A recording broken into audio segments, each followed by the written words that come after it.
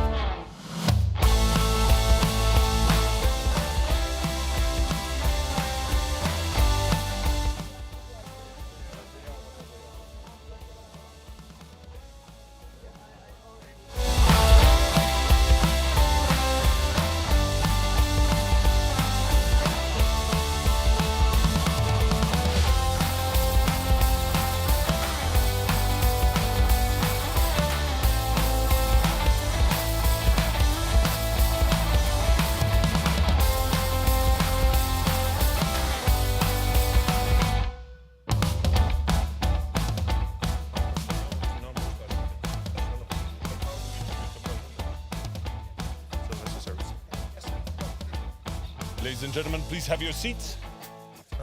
Sitting down.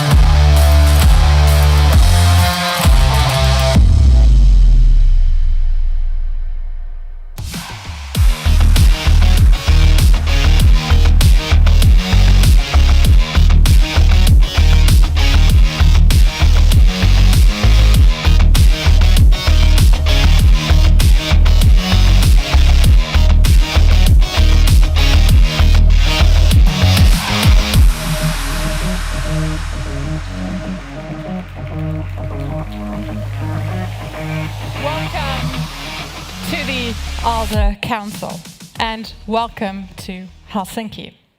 Tervetuloa Helsinki. Välkomna till Helsingfors.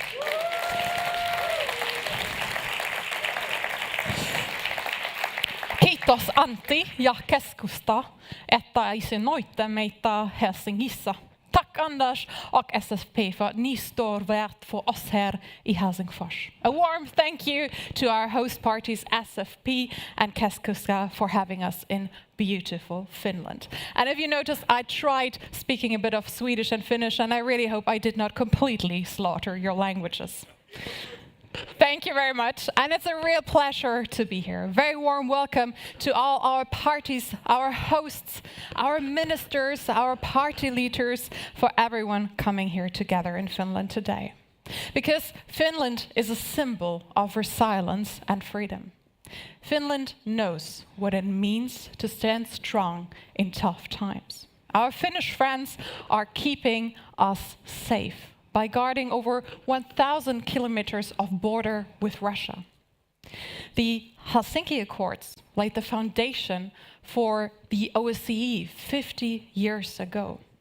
And now Finland is a proud member of NATO. We can learn so much from you. Preparedness, protection of infrastructure, and development of shelter infrastructure. But more importantly, we can learn about your mindset. What resilience as a society really does look like.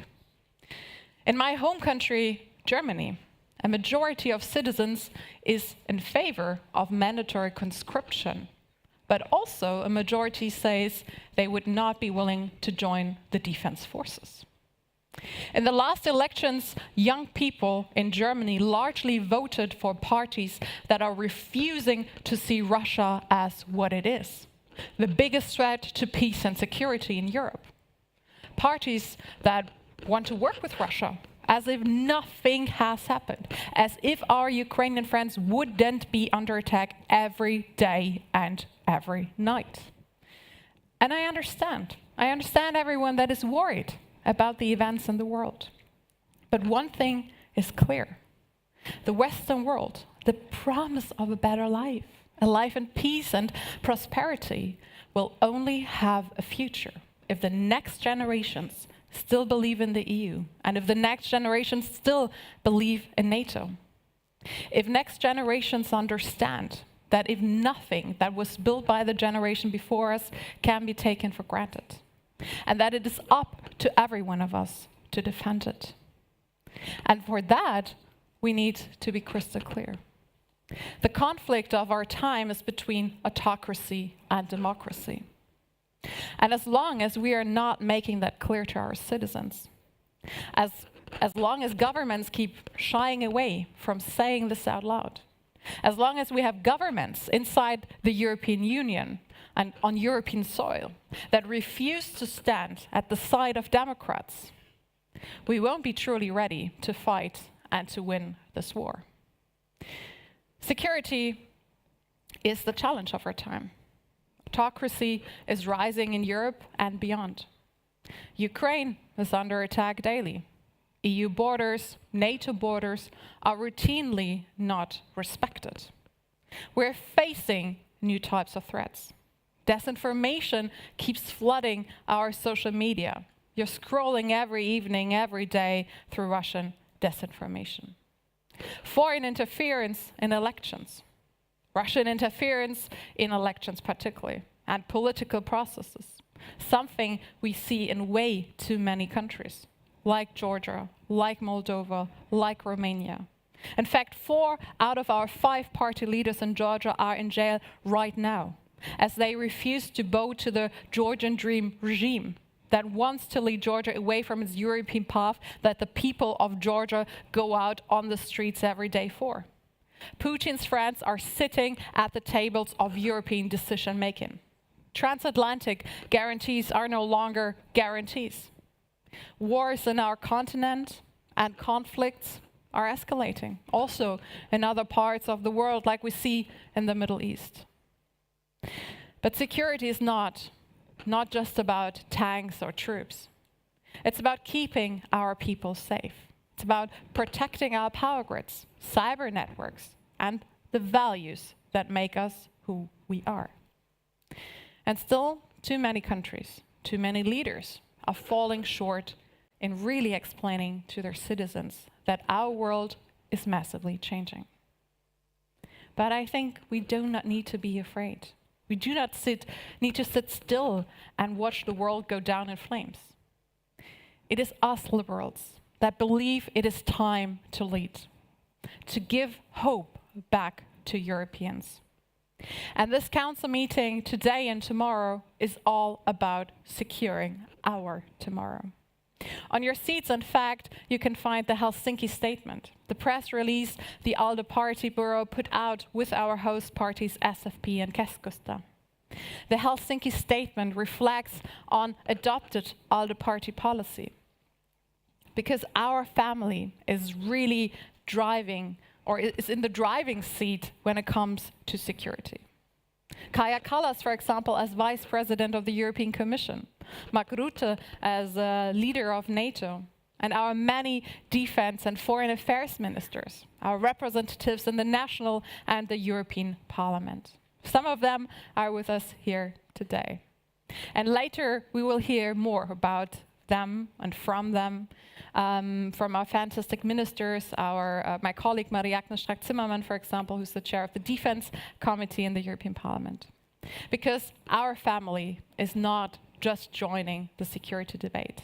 We are the ones shaping it. And we need to take decisive steps towards a stronger and safer Europe.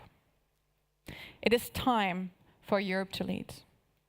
The European Union must rise to become a superpower, not for the sake of power, but for the sake of surviving as a democracy.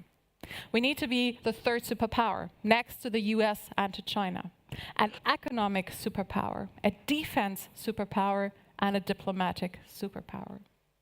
The EU needs to be capable of defending itself both physically and digitally. The EU needs to be a superpower that builds a united front to defend democracy against autocracies. And we can't accept that other forces speak on European soil about the future of European countries without Europeans being present. Right now, we are setting the table for others. Our ambition must be to build that table and take a seat at it. And we need to economically rise again. Not to be able to just pay for defense and security, but to enable our citizens a good life, a life that they were promised, a strong economy that provides high-quality jobs, that allows people to build the life of their dreams. But a strong economy that also enables our states to afford a good education and the stable social systems that are an achievement of European societies. That societies that support those that need it the most. In times of fragmentation, of extremism, Europe can only be strong and rise as a superpower if we are united. And don't let the populists fool you. Our diversity is no threat. United in diversity now can be truer than ever.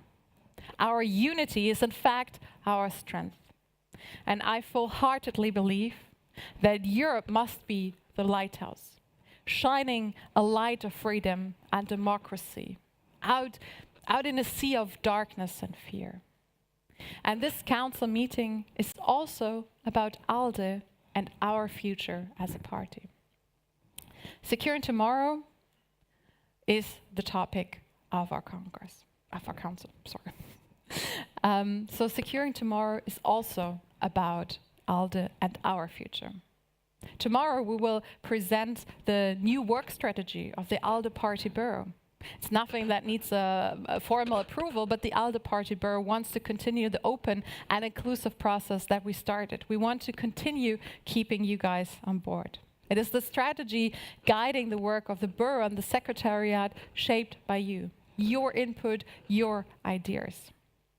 We had meetings with the leadership of your parties. We had meetings with the Secretary Generals, the international officers, the delegations in the European Parliament, stakeholders in the liberal family like our foundation or the Committee of the Region. And it's the first time ever that an ALDE Party Bureau created such an inclusive strategic process. And we condensed all the feedback we got from you into a strategy that we're now bringing to life. We're starting this process already this weekend. Our council is already happening in a new format. I hope you enjoyed the seminars you went to, and I'm really looking forward to your feedback. And our goal for 2029 is clear. We want to empower liberal parties to win local, national, and European elections. We want to show that liberalism is the answer to the challenges we are currently facing. We must defend our values wherever they are under threat. And we need to build our own vision of how a better tomorrow can look like. And that is why ALDE is there for you. We want to make sure every member party has the tools and backing needed to succeed. And I'm really excited that we have the opportunity to grow as a family this weekend. We have 3 promising new parties applying to become members and join the family. And I'm not only excited because when liberals lead, Europe moves forward with actions, but because united, we can be stronger. So let's work on securing tomorrow for all Europeans this weekend. Thank you very much.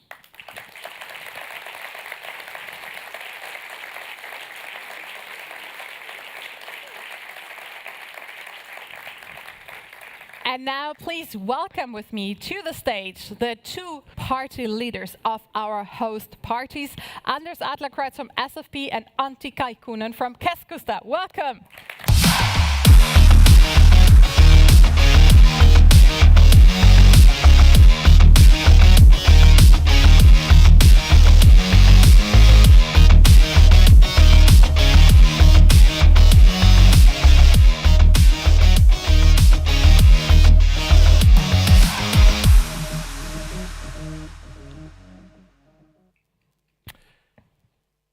Dear party leaders, dear ministers, dear colleagues, dear liberal friends, welcome to Helsinki and welcome to Finland.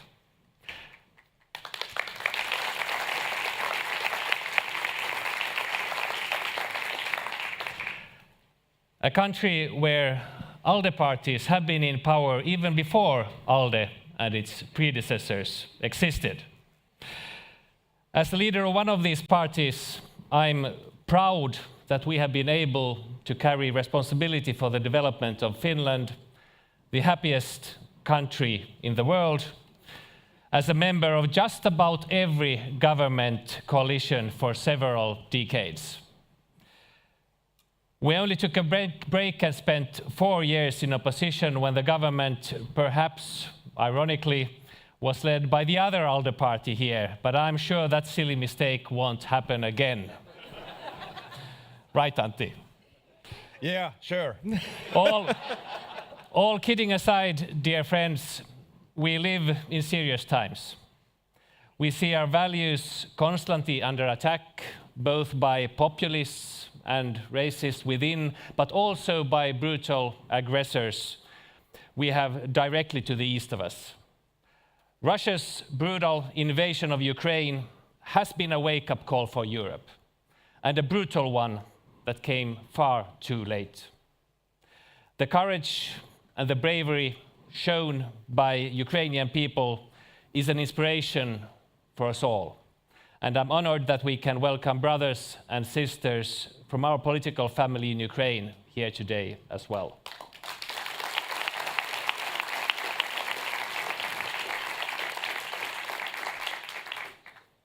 Europe and the world needs liberals and Democrats today more than ever. This creates opportunity, but it also creates serious challenges for us. We have to get our own act together. We have to focus on what unites us, and, dear friends, we have to understand that we cannot demand perfection in all decisions that lead us forward. That's why my party chose to carry responsibility in a government coalition where not all parties share our views on every aspect of the world. But you can rest sure that we in SFP are strong and sometimes fierce defenders of what we all in this room stand for. I mentioned that Finland has been topping the OECD happiness index for the last 8 years or so. As you may have heard, this comes as a great surprise to us Finns every year. Some say that it's because we have such low expectations in life, and there may be something to that. A few days ago, I heard that we also consume more antidepressants than our neighbors, so perhaps that is the reason. But of course, I prefer to say that the explanation is that it's because SFP has been in almost every government coalition since the dawn of time.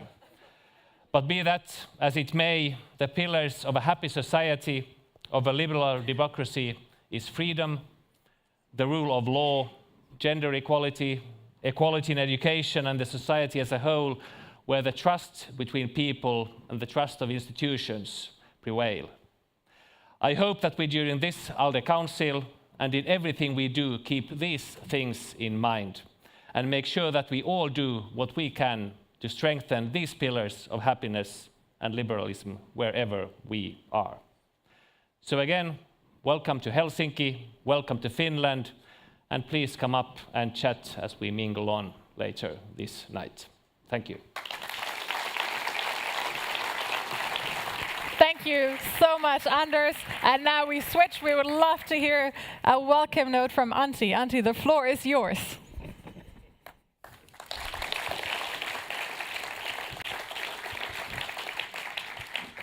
Thank you very much, and thank you, Anders, for good speech. He's the funnier guy of us two. I am more like a serious average Finn. Just to warn you. Dear centrist and liberal friends, colleagues, council members, ladies and gentlemen. On behalf of the Centre Party, it's a great honor to welcome you to Helsinki, to our Nordic capital. We are proud to host the ALDE Party Council together with Svenska Folkpartiet. Our theme, Securing Tomorrow, captures the essence of what the current time demands. We need to build a more united European defense. We need to boost economic growth. And we need to stand with Ukraine whatever it takes. Whatever it takes.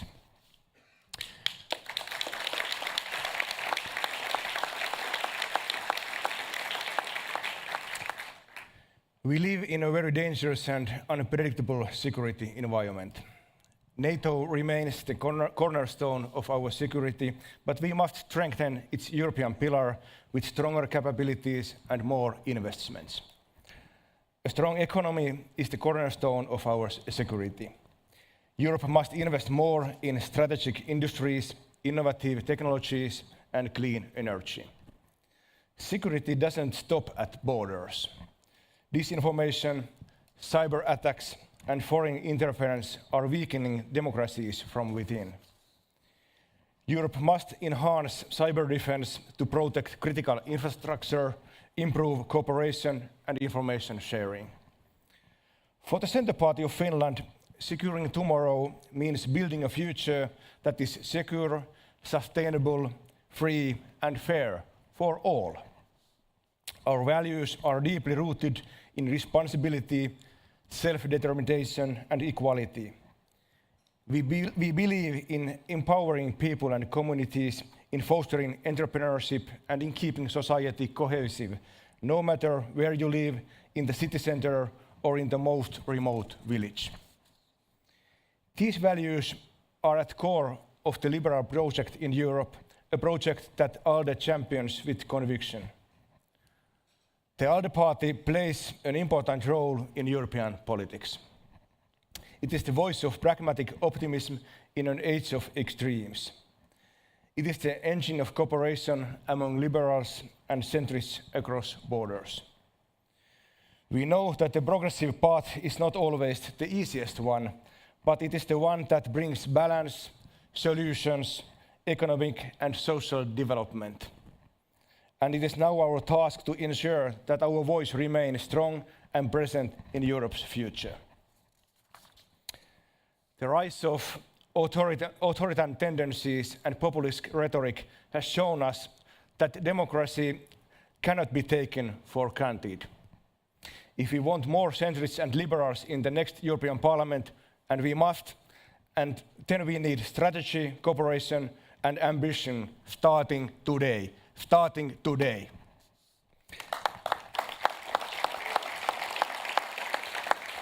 And this council is where the work truly begins, with new political strategy towards the European Parliament elections in 2029. Dear friends, Helsinki has always stood for dialogue and for building bridges. In 1975, 50 years ago, this city hosted the OSCE's landmark conference, bringing together East and West. That same spirit of Helsinki, of diplomacy, cooperation and courage is what we need today across the European continent and within our political family. Thank you and once again, warmly welcome. I wish you a successful council and pleasant stay in Helsinki. And finally, I would like to, where is Jari Haapiainen, our international officer? There, yeah. I would like to thank you for writing this quite good speech. That was not a written sentence here, thank you. Well, thank you, Jari, thank you, Anders, thank you, Antti. We're going to take a little picture here on the stage.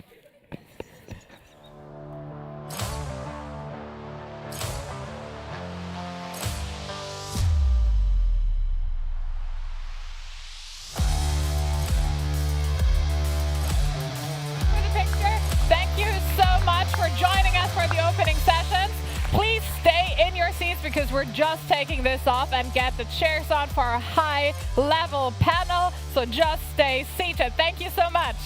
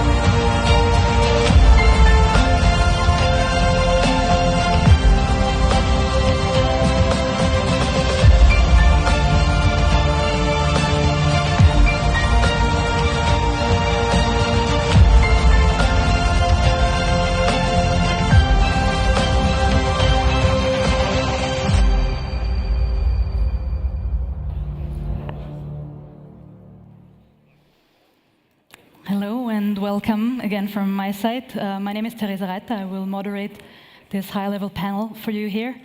We know that the last point of program after this is going to be food and wine, so we're trying to make it a little bit more interactive. Please keep your smartphones somewhere close because there will be some audience engagement, as some of you are already used to it. First of all, let me please welcome this excellent panel, starting with our Venstre colleague, Deputy Prime Minister and Minister of Defense of Denmark, Troels Lund Poulsen.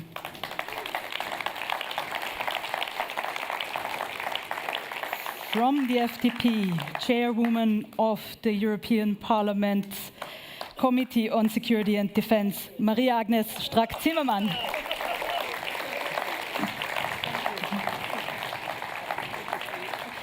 Minister, you are in my chair. I always wanted to say that to a minister.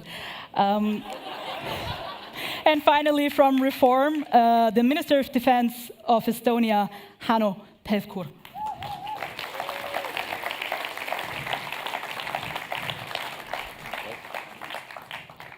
All right. Apologize if I move a little bit like a turtle, but I have very liberal ears and they don't sustain this rigid microphone system. We've started off planning this panel with this topic, European security, European Union as a security actor, player or pawn, weeks ago. And then, of course, everything changed. The last 2 weeks, once again, had a couple of surprises for many. Before we start our conversation amongst each other, we would like to ask the audience what their answer to the question is that the panel title poses. And please give me the Slido QR code now. Yes. Please scan this code with your phone. Please watch out for the time span that is asked in the question. So this is not just Middle East. It is, of course, very important to think about Ukraine here, but also Nagorno-Karabakh, the strategic compass of the European Union, PESCO, Sky Shield, positive and negative developments should shape your answer. Can we maybe see the question now? Yes? Wonderful. This is maybe also a good opportunity to say welcome to the people who are watching on the live stream. Theoretically, you could also participate, but we're not really sure whether it works. And you all look like you have achieved the task. So please show us the results. Yes. Wow. That's somewhat unexpected. That somewhere in between is so strong. I'm used to a very, pragmatic optimism. I honor that very much, but I know many of you, and I expected pawn to win this by far. Yeah, well, catch us up. All right. For our first round here, we're going for rather short answers, like 2 minutes. And originally I wanted to ask you, can you think of one example where the European Union as a security actor has either been a player, an influential, crucial player, or completely irrelevant, a pawn? Now, in light of the last 2 weeks, of course, there are some fairly recent examples that could be analyzed through that prism of question, but I leave the choice up to you for the initial statement, whether you want to choose a very current topic or... Just one sentence? Yes. Yes. Well, first of all, it's great to be here, and first of all, it's great that Finland is a member of NATO. This is really great. And Sweden, of course. So this is the good news, because it is and was very, very important, and it was really historical. So I think we have to vote in 45 minutes again. Yes, don't put away the phone. So we have a job to do now. That was the reason. But it will be a different question, though. No, I think if you ask me who is relevant or not, the last 30 years we are not interesting to be relevant. Because to be relevant means you have to do your job. And it was very easy that the United States were responsible for everything. So now we have to realize that we have to be relevant. Otherwise, the world is totally different living in Europe. And so our job is to become relevant, and I'm hopeful, even if you see the last 2 weeks, it was not the great moment for Europe, no doubt about it. Thank you. Minister, would like to? Yeah, I think talking about if the EU has been relevant, I think going 2 years back and all the discussions that we have had, also among our friends in Europe, I think we have been doing quite well to support Ukraine, in fact. We can do more, but a lot of meetings have been going on, and I think, in fact, that quite many European countries are now willing to step up to give further support for Ukraine. But that's also very needed, especially in this time where the US are walking away from Ukraine. So Europe has to do more, and that's in our own interest. Thank you, Minister. Please. Thank you. So first of all, it's good to be here. It was not a long trip from Tallinn. But anyway, as you saw, the e-voting works, so just, you know, you can trust it. But coming to that question, I would say that, well, I agree what Maria said, that, you know, it's the question of the relevance, that, you know, at what position is what European Union wants to have. We've been on the position that beer price in our countries is more relevant than defense. So, and then we see that still, you know, with all due respect to Spain and many others, but, you know, when we see that, you know, the domestic social issues are more important than keeping the freedom, then I would say that, you know, when there is a choice between the freedom and the peace, I rather choose freedom. So, and then to have the freedom, you have to invest into it. So in that sense, I would say that yes, we should separate probably what NATO is doing as a defense alliance and has to do in order to defend ourselves and all of us, and what European Union has to do. And the main focus of the European Union is to help member states to provide the security. And that's not only defense forces, that's not only hard or let's say core defense spendings, but it's rather also the police, border protection, all that. And this is where European Union can step up and can do more. And now we see also that, you know, Andris Kubilius, Kaja Kallas, many others have put a lot of energy to bring the European Commission to the position that we are talking more about also core defense spendings on the European Union level. But that doesn't change that fact that I still believe that NATO should be the one who is taking care of the core defense, and European Union can be the, you know, the co-player, co-driver with that rally. Mm-hmm. We will get to that again later, but follow-up question to some of the things you all have mentioned. We tend to compare ourselves to the United States, and that's where it's most visible that we haven't been so dedicated to defending our own security interests. But the first thing that you always hear from European leaders in security and diplomacy is like, we're calling on the reason of everybody to return to the negotiating table. Kaja Kallas has said it recently. This is always the first thing that you hear. But at the same time, when you look at President Trump these days, who is sitting in Washington trying to openly display power and willingness also to endorse military measures to get what he wants. Is this just a difference in style that the European Union, because of also its values and so on, is looking at diplomacy first? Or is this because of the long period that we have now spent not looking so much at our military capacities and actually investing in, well, war capabilities? First of all, Europe has to stop to be naive. Really, we have to stop it. And you know, everything what you could see now, for example, the mullahs in Iran or Vladimir Putin, they talked about what they want. And so it's, I think it would be a good idea not to hear only and to say, come on, he just want to play with us. like a dog, like a tiny, nice dog. No, this is reality. And of course, we have to find a way talking together. There is no doubt. And diplomacy, it's very, very important.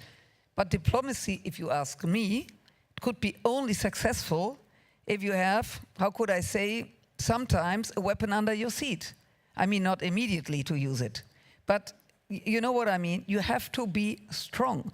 Talking to the mullahs in Iran, you have to explain them that we need negotiations, otherwise there will become problems, or they will have problems. And I think this is very important. You have to be strong. And the US president, what could I say? He is a strange guy. Yes, really, it's interesting. And he was talking when he was elected that he will, or before he was elected, that in 24 hours he will finish or stop the war in Ukraine. And he wants to stop everything. And now he realized, oh, it's not so easy to stop all these things.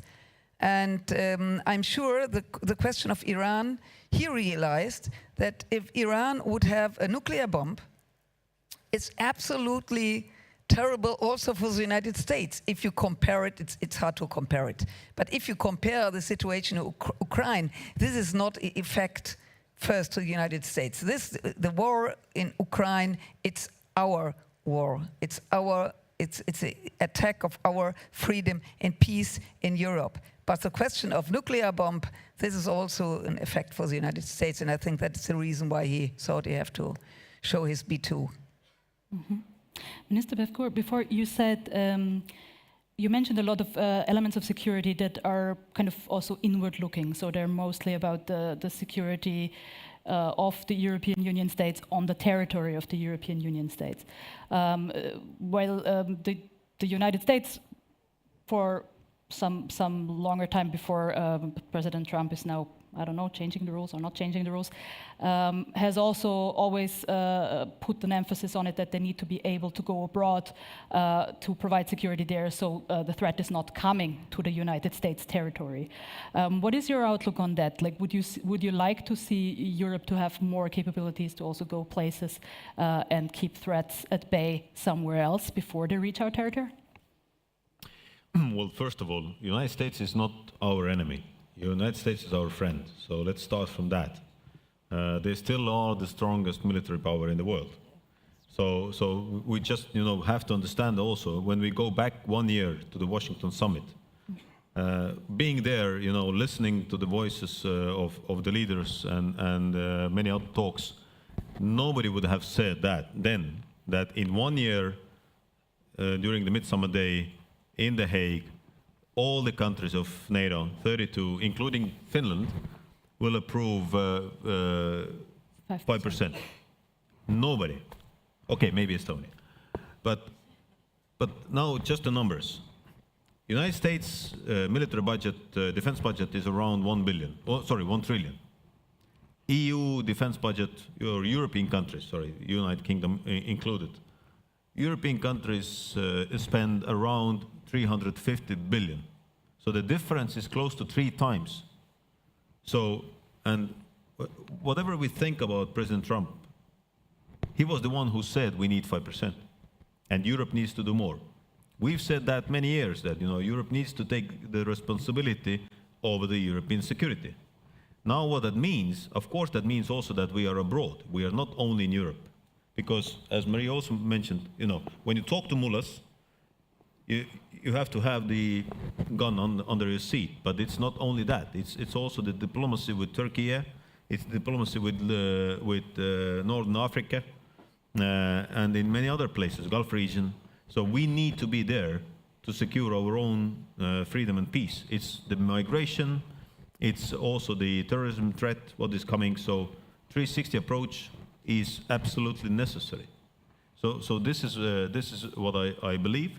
And to be honest, when we talk about deterrence, not only Russia but also the other directions, deterrence means that you also have credible deterrence. And credible deterrence you can have only when you have the power and the strengths.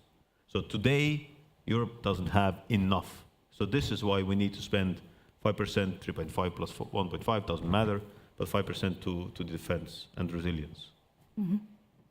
One just add-on before we proceed. I mean, defense spending is of course very important, but it's not everything, right? If you look at the European Council meeting this week, where it also was not possible to agree on certain crucial policy decisions, it is something else that keeps us also from taking over the responsibility for our own security, is that we are not that united still. You wanted to say something? Yes, Sorry. yes. First of all, it's not only a question of money. I mean, of course, you need money. Yeah. It's a question, what will you do? What is the kind of invest? What will you do with your money? But the difference between Europe and United States, for example, is that we are not the United Nations of Europe. And so we have no one government, we have 27 governments, we have 27 armies, and we learned that every country has to be able to fight for their own country. And now we have to realize, I mean, everybody who is responsible or everybody knows that that we need each other. But anyway, you have 27 decision makers, and this is a huge problem. Because, I mean, in case of a case, you need one who will say, let's go, we have to do this. And of course, it's the responsibility of the countries is still every nation, every government has to decide. And this is, it's a problem, I can understand, but I think we have to change it step by step, working together, bilateral, like for example, Germany and Lithuania, Germany and France, Germany very close to the Netherlands for decades, coming, you know, becoming more and more effectively working together. And otherwise, you have always discussions and you have always elections. I mean, sorry, we are living in a democracy. I love to live in a democracy, but all these elections sometimes... Yeah, a bit annoying. Yeah, and it's, I just see my colleague in the Netherlands. I mean, it's, we have always, and this is a problem because we always have to explain people, no, we need money for security, and other people say, come on, we need money for this, this, this. And now we have to explain, first of all, it's internal and external security. Otherwise, ask the Ukraine friends. There is no topic talking anymore about. Otherwise, the next ALDE party will be in Russian, yes. So. Yes, but you speak Russian, do you? Well, I speak, but I don't want to be... No, but it helps, because I understand them, yes, you know what I mean. Yes, that's a problem, so I have to learn it. Yeah. Okay. I don't have to learn Russian. I think we should keep our Danish language. But maybe just to give some remarks, I think we should also be quite proud. 2 years ago, Europe was not able to do anything at all. Yeah. A lot has happened during the last 2 years. I have been Minister for Defense for the last 2 years. I agree that we could also do more in common. Now we're in the Baltic area, the Baltic states, and also the Baltic Sea and the countries around the Baltic Sea could do even more together. Also on capabilities, joint efforts. In Denmark, we have also reached out for our Nordic friends, so we can also do more. And I think that could be the way forward to have more enhanced cooperation, also on buying some of the needed capabilities, the enablers, because we are too dependable on the US. I think also to give some remarks to Hanno, I totally agree. Of course, Trump is Trump. It's not that easy to deal with Trump, but he has been a driving force to say to Europe that you have to spend more here in Europe. And I will say quite many different US administrations before him has also given that message to Europe, but we have not delivered. Now in this week, Europe has delivered in The Hague. It was indeed a historical summit. And now it is also not enough to say that we will deliver. Now we have to pay. And that's the lessons learned coming out from the summit 10 years ago in Wales. At that time it was 2%, but quite many countries was not able to spend the 2%. The lessons learned from that is now it's time for spending. To be honest, if the Europe would have done in last 30 years after the collapse of the Soviet Union, at least 2%, we would not have been in this situation as we are today. So this is the case, and then this is the lesson learned. You know, just go back 40 years. 84 NATO countries spent 4+% from their GDP to defense. And now that we have to pay 5%, this is still relatively small price to pay comparing to Ukraine, who is paying at the moment 35% of their GDP to defend the country. So this should be all in our minds that, you know, with all due respect, you know, that I believe that, you know, ALDE should be, you know, the one and renew that to think what are the European spendings and expenditures, because I really love tulips. I really love many other, you know, agriculture subsidies. But in one moment we have to decide whether to pay European subsidies to agriculture or to defense. So what is more important, to be freedom or to pay to agriculture?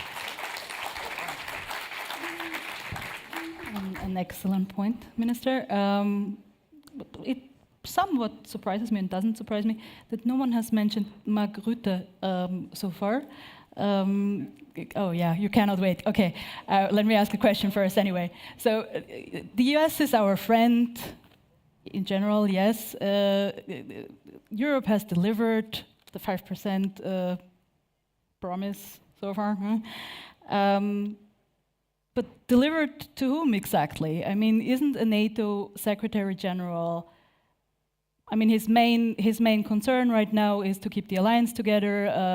President Trump and his interesting character poses somewhat of a threat to that unity of the alliance.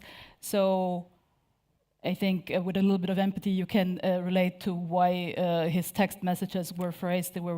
Whether this was the right communication channel is a whole different discussion. But what do you think? I mean, the US is not the only audience that Mark Rutte has as a Secretary General of NATO. What does the alliance look like to the outside that is not Donald Trump if they read his text messages that were phrased in this very devout tone? The United States are the biggest player in NATO. They pay 65%, and we are 32 countries. And so if I would be living in the middle of nowhere in the United States, no idea where Europe is, I would ask, come on, all this money to this crazy little continent far away, and what is with our jobs? And this is a problem because not only Trump, also Clinton, Obama, all of them told us you have to do more. You are responsible for Europe, maybe for Middle East, and we, United States, are responsible for the Indo-Pacific. I think we are all together responsible for the whole world. It's not you know, a sharing of. But anyway, this is a reality, and I think Mark Rutte, he did a great job. I mean, if people have problems, if Trump loves to sleep in a castle, then give him the castle. You know, what the hell, it's no problem. But the how do you problem explain would that be, to your voters? No, it's, you know, this money, this 5%, it's not that Mr. Trump is happy. It's that our people living in Europe are happy, that we are looking for the security. And what should Rutte do? This is to say, come on, you are a crazy guy, and no, this is all true. But the question was, what might he have looked to other audiences than just the US and us informed policy geeks who kind of understand what he is doing? It also has an effect how a power presents itself to the outside, no? But I think quite many European leaders are learning from Mark Rutte these days, also to play the cards to communicate directly to Trump. So I totally agree. Trump is Trump. We have to deal with his team, and we don't know for how long it will be. We know, of course, Trump will be this period, but afterwards it could be Vance, it could be others. So I think don't look to US all the time try to look inside here in Europe and also ask the question, what can we do to ramp up production immediately? And I think that's the key message right now, and also to the link to Ukraine, because all the discussions about what can we do here in Europe, it is interlinked directly with our friends in Ukraine. And are we not able to step up right now in Europe, it will be a great catastrophe for our own security. And I'm quite concerned about the couple of next months to come about being able to support our friends in Ukraine. Will we see that the US will stop the donations? Then our friends in Ukraine are dependable on what they can produce inside Ukraine, but also what we can give them. That is an excellent line to my next question, excellent bridge. Looking inward, the European defense industry, or industries rather, we still have a problem there with being very fragmented. We have, I mean, we as liberals always think competition is good, but sometimes we're in our own way with this, particularly if you, for example, look at the Sky Shield procurement, which countries tapped out right away, or like other procurement initiatives. There seems to be still quite a big expectation from the US that we still will buy equipment with this new defense spending in the US. But if we take ourselves seriously, if we say we will more depend on ourselves, shouldn't we then fix a lot of what is going wrong in the defense industry within Europe right now, also to provide our friends in Ukraine with what they need if it comes to that moment where they really rely mostly on us and the US is gone? Well, if you allow me, just a few words about the market and you know, this situation. I have not been very long in politics, just a bit over 20 years, but I've seen that in politics, actually, you know, what matters is whether you are delivering or not. So when you deliver, when you explain that, what to deliver, then people will vote for you. So probably many of us have seen, you know, that, you know, this is why I believe that, you know, whatever you know, giving the castle to Trump or whatever, when you have to deliver 5% and when you have to deliver the expenditure for the defense and to get the result done in 32 countries, not even 27, but 32 countries, it's not very easy. You know, so far, Mark Rutte has been or was responsible for a couple of parties, and we have also, you know, few countries with 4+ governments or 4+ parties. But in NATO we have 32. Each of those countries have many parties. So all in all, you have like 100 more parties who are saying something about the decisions we are making in NATO. So, and to come from this situation and to achieve the 5%, I believe this is a remarkable achievement. Now coming to the defense industry. Well, just a few words. First, the industry needs the contracts. It's not like that, you know, you say that, oh, please deliver, but you don't have the contracts, because the industry in Europe is based on the private funds and private owners. So that means that they need to have also some kind of confirmation, some kind of certainty that when they invest, then this is what they also will get back. So first is the contracts, and secondly, to get the contracts, you still need to have the decisions from the governments. So when you are not making the decisions in the governments to invest more into defense, then you will not also get the results from the industry. So it's not the question of chicken and egg. So it's rather the question to make the decisions on the political level, to show the leadership, you know. Very good book, you know, for recommendation, Faret Zakaria, The Future of Freedom, a really good book, you know. And Faret writes there very simply, or says, politics, that's the question to lead or to follow. And so simple it is. You have to show the leadership. When you show the leadership, you make the decisions about the funding, you give the contracts to the industry, then the industry will ramp up. Yes, but no, not a little. It's a little one. It could, yeah. 27 countries now. We are looking forward in the European Parliament to find a way for common procure. Because this is also interesting. If you buy something and everybody wants it, then it's a question of price. It's a question of money. So this is the next step. We started with the Commissioner Kubilius to start with a common procurement, and this is a great chance. You just said it: 20 different tanks and all this local things. So I think just saying a few words again to Trump. First of all, now we have the money. I hope so.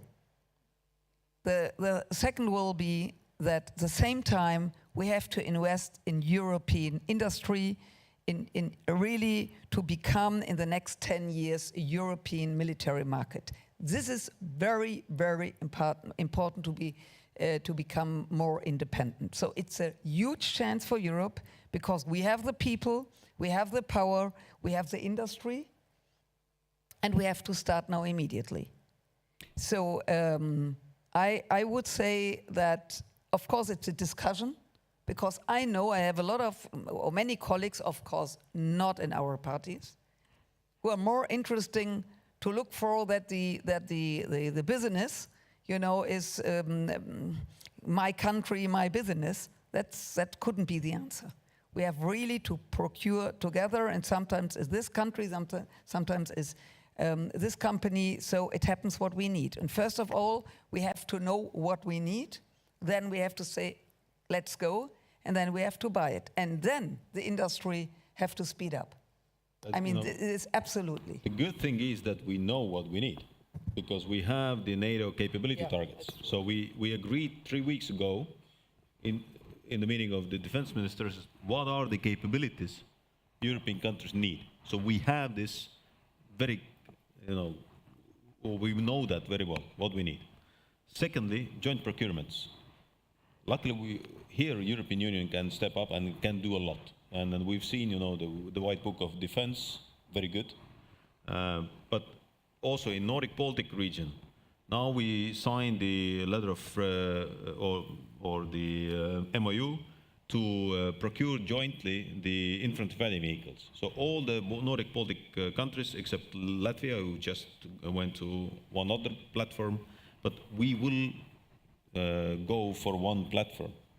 And this is exactly what we need, and we are buying together with 5 countries the short-range air defense.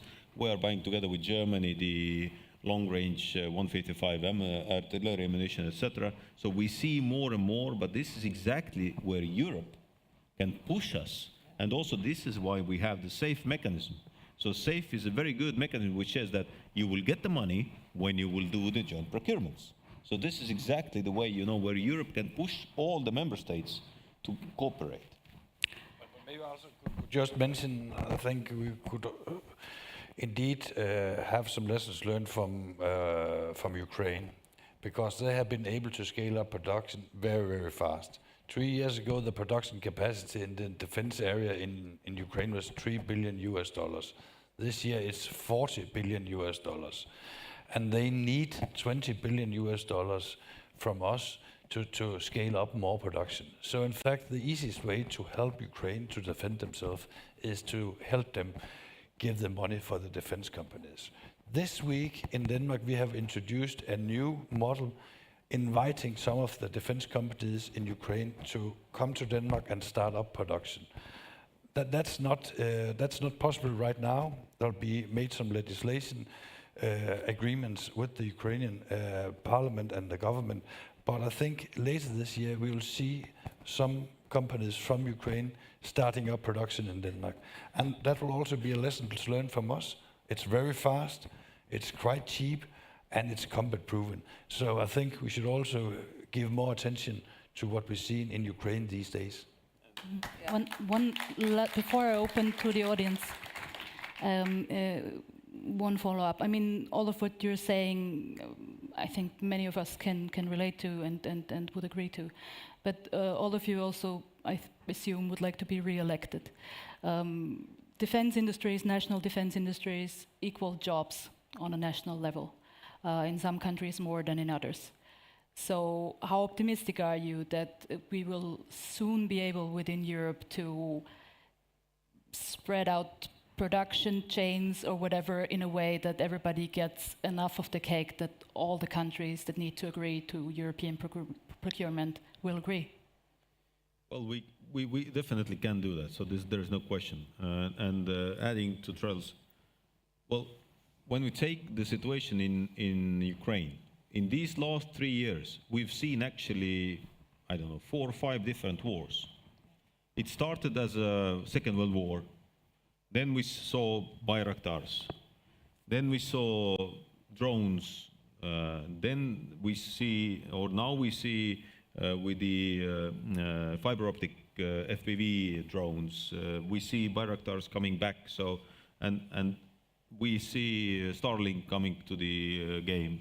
We see many things changing there. So I have a couple of things. First, the lessons learned from Ukraine for the industry and for the countries is very simple. Adapt or die. When you're not ready to adapt, you will die. And secondly, give the choice and give the possibility to the innovation.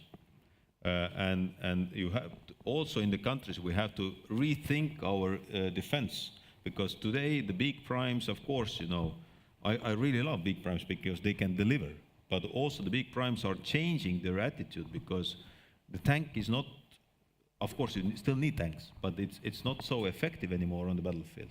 And you have to give the thinking to the position that you need to have the effect instead of having the platform. So you need to destroy something, then just give the freedom how to destroy that. Also the drones. We started with the drones on the battlefield, which costed $5,000 to $10,000 per piece.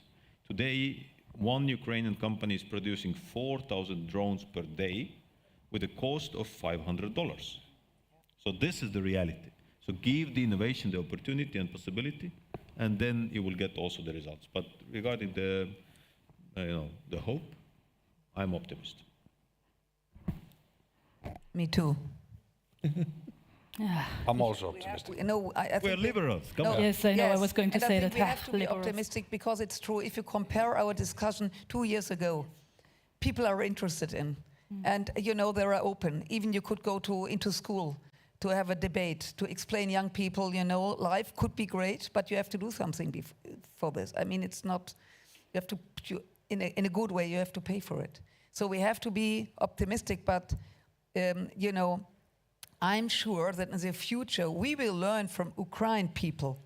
I mean, we will see, and you could see if you are in Kiev, for example, there are young people fighting for their country in case that they produce last year 1 million drones.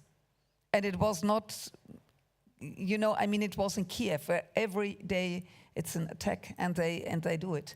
And they have a huge capacity. So we also could produce there, and we have to learning by doing. It's terrible, but that is the reality. And it's a chance for us to become so strong that nobody think about it to attack us. And to be honest, this is why we need Ukraine in European Union. Absolutely. And in NATO, because when we had the choice to have 800,000 army on our side or on the Russian side, I chose them to be on our side. Yeah. No doubt. All right, you said it. People are interested. That was your cue, dear audience. Any questions? And please, here are 2 mics, use them. Yes, here in the first row, please. Not a question, but maybe a comment. I'm from Ukraine, so since you mentioned so many times Ukraine, I just wanted to comment. And Evgenia Kravchuk, member of the Bureau of ALDE Party and member of Ukrainian Parliament. Well, I do see the difference in the discussions, because basically you already told what I wanted to tell. You know the situation, and what I would like to mention is that I see big potential that expenditure on Ukraine and the military aid to Ukraine can be counted to these 5%.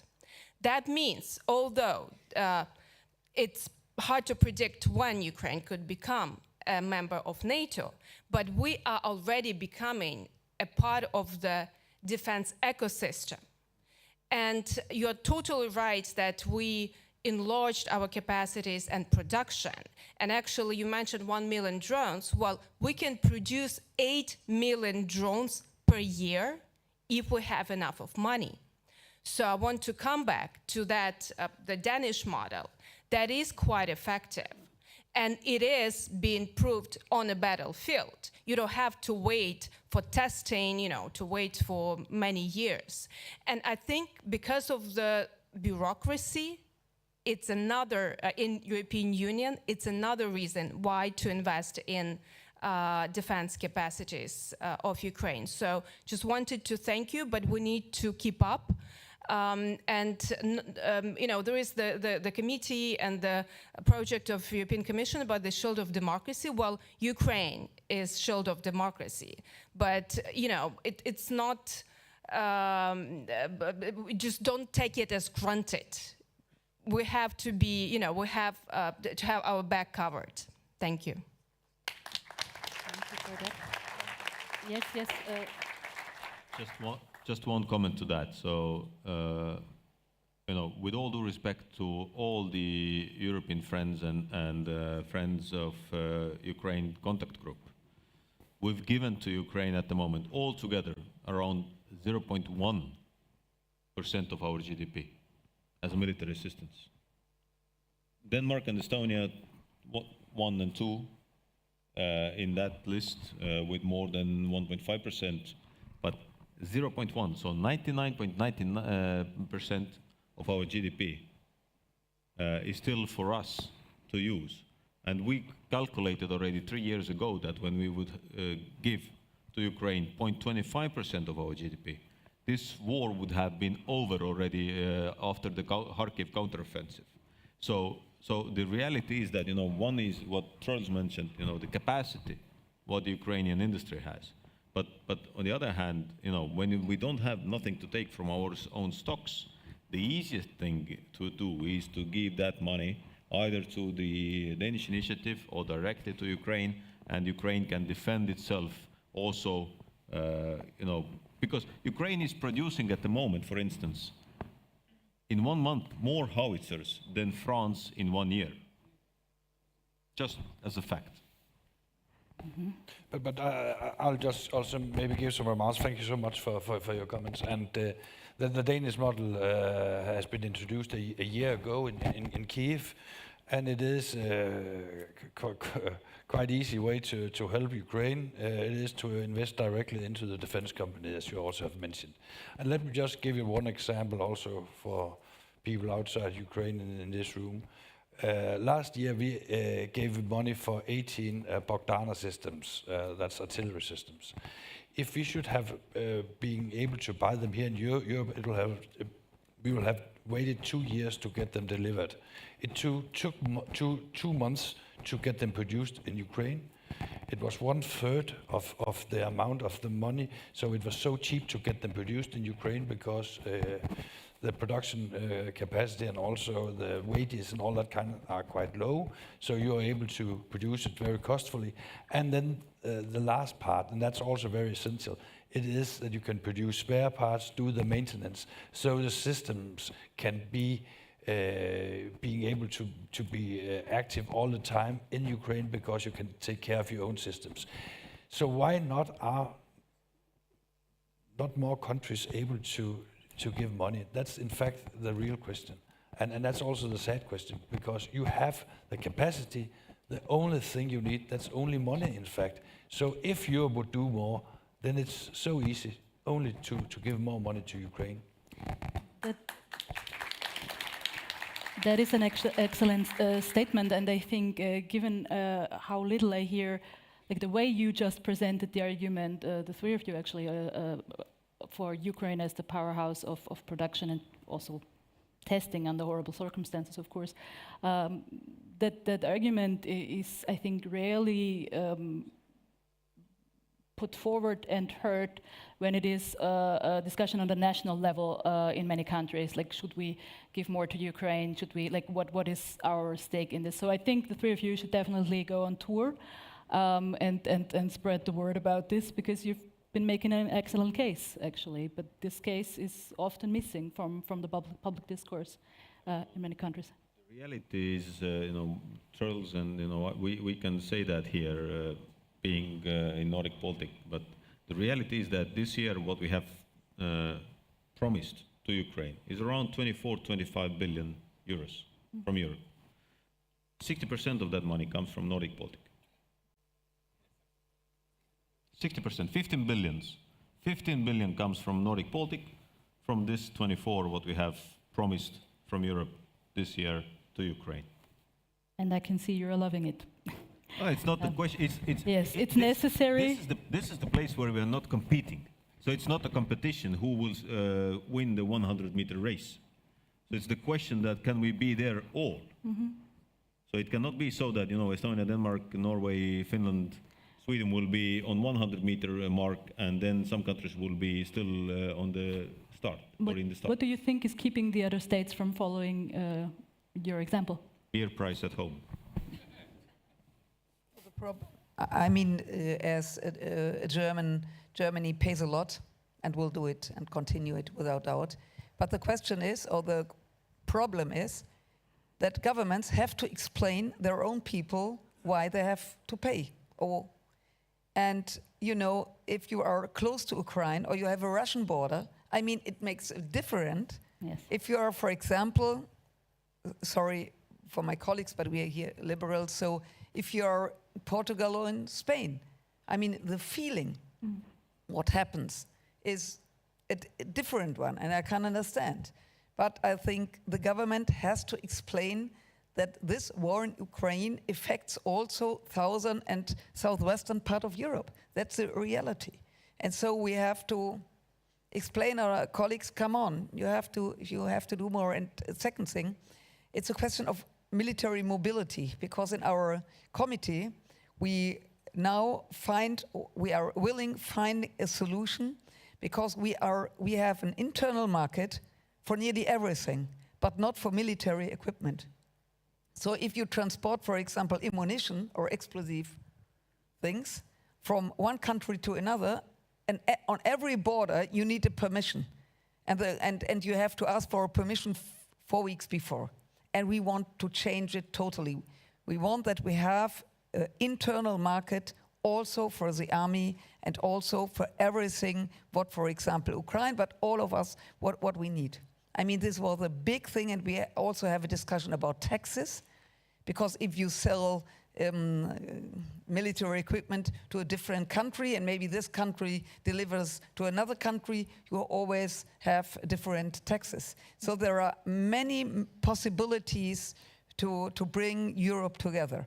And we started a few months ago, and I'm really optimistic that we could make the difference if you compare the last 30 years. We also still have different export regimes, right? Some countries are still tougher on that, so the competition is not super even within Europe if we export arms to third countries. Yes, it depends a little bit. Yeah, it's a question, but if you're a member of NATO or a member of EU or a friend like Ukraine, then it's much more easier if you compare. This is not an obstacle. No, it is not an obstacle. No, definitely not.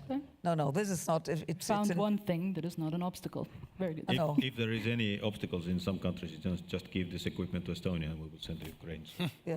Yes, and if you compare it years ago, we have discussion about, Hobbits and Gepard, and this is now state of the art. Okay. So nobody is talking about anymore. Okay, wonderful. Then more questions. We started a little bit late, so I'm going a little bit over time. But we are standing between the food and the people. Yes. We are standing I have a very hungry panel here, so I have another question for her. Hello, my name is Diana. I'm from Romania, from Union Save Romania. And you spoke in this panel at length about the weaponized war, about the physical war. But there's another war that has been ongoing much longer, the informational war. And my question is, can we speak about the security of Europe, the European security, without speaking about the informational war? And I think, in my opinion, we have also to speak about the budget that we are going to take on combating the disinformation and defending the informational space that we have in Europe. What is your opinion on this subject? Before you answer, just are there any more questions? Yes, because maybe we collect the last three and then. Hello, Julius from Naumann Foundation in Vilnius, Baltic States office. The big question for us is, like, how do we win the hearts and minds of the people who are in the moment not spending? So how do we get a kind of a bigger part of the German population to prioritize defense over other issues? Yep. And it is the same question, of course, to other southern countries, like Italy or France, partly.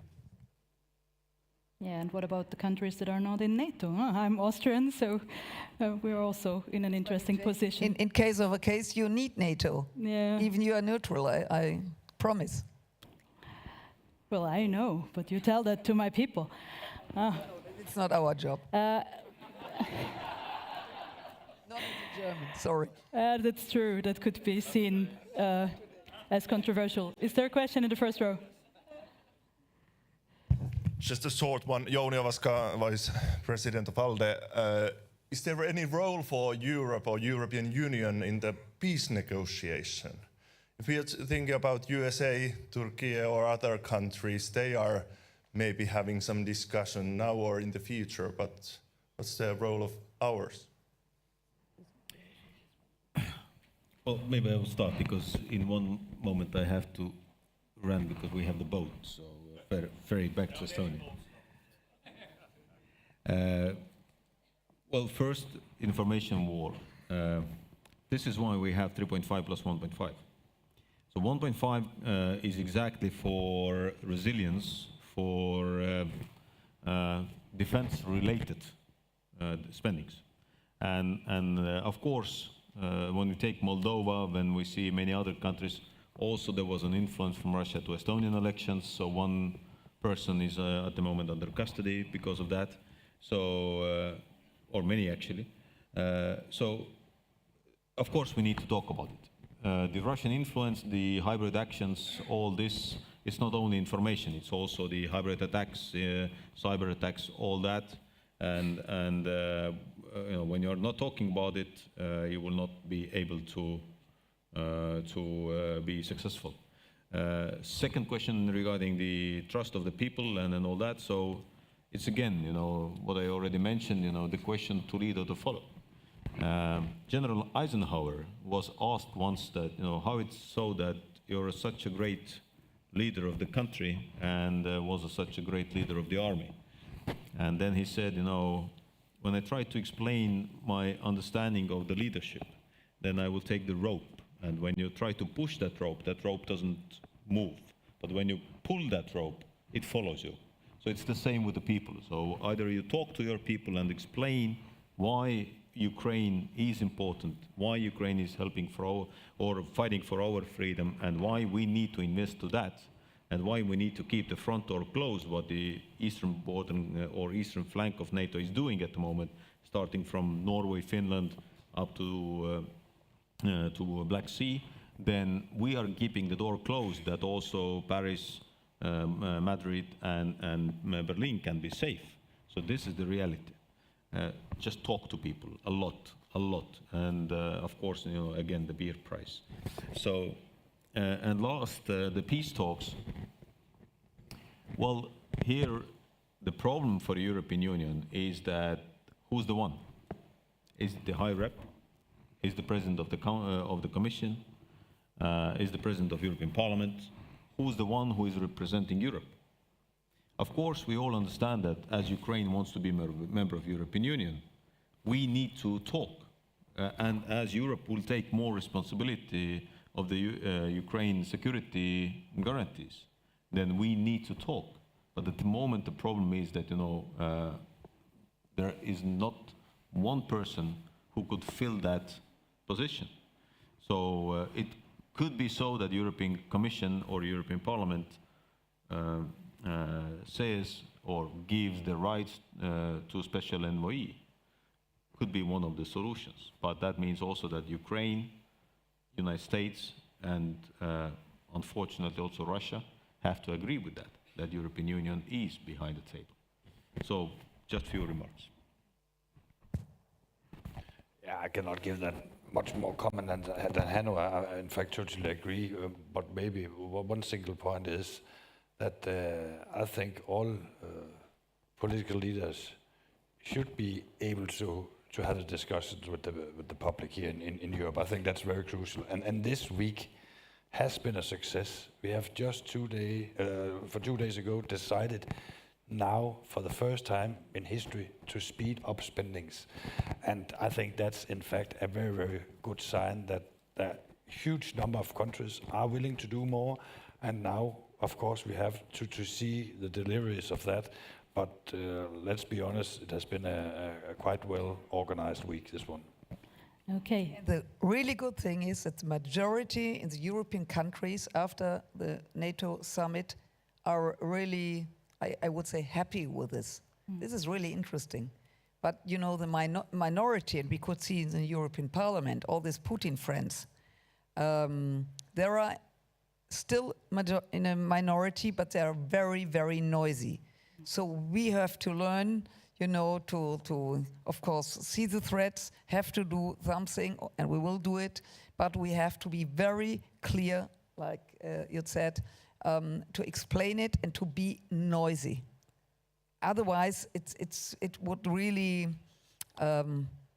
difficult to explain it, and you have even to explain it in TikTok with just one sentence. Yes. Or 2 sentences. Wonderful. Do you want to be happy? Okay, then be ready for protection. An excellent cue for our, it will take 30 seconds, no longer, I promise, Minister, you have to go, for our final Slido, because now you can hand the leaders that you have on stage 1 word or 2, what element of European security is not getting enough attention from our leaders, including the ones on stage. And you can scan again the QR code and give us your answers. And please, our colleagues in tech, you can show us the answers live. And we have healthcare, mass migration. Yeah, well, we will. Eye doctor here, you could see. Yes, if you turn around, you see it in huge letters. Everything. Oh, wow. So we will collect these answers and make sure you also get a copy of these. With that, I say thank you to a very patient audience and to an excellent panel. It was a pleasure to have you all here. Please run off to your vote or wherever you need to be. And thank you all. Enjoy the reception quite afterwards.